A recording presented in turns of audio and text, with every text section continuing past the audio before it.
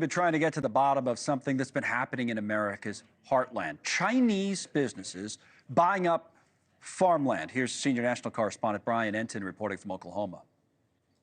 All right, here's one of the Chinese places right here, and they just built this barn in the last 8 months, and the door's open, by the way. Let me stop and blow my horn, see if anybody comes out. Yeah. Okay.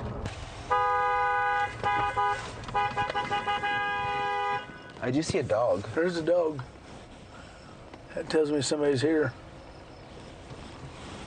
No one came out, but the truck out front was not here yesterday.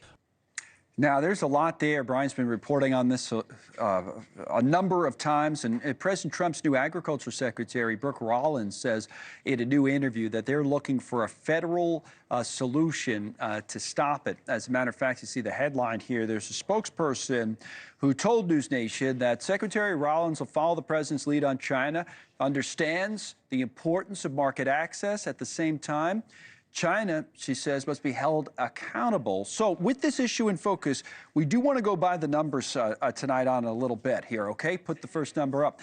277,000. As of 2023, Chinese owners had just over 277,000 acres of agricultural land, less than 1% of all the foreign-held land here in the United States. And it's actually down from a year earlier when you're at 347,000, just about, in terms of 347,000 acres. It's still a huge increase, though. Over 15 years ago, China held just under 14,000 acres in the United States. Now, you look at this a little bit closer, and the data shows that by far it's the, you see it right in here, the state of Texas that has the most Chinese-owned land. It's almost 124,000 acres right there, 123,708.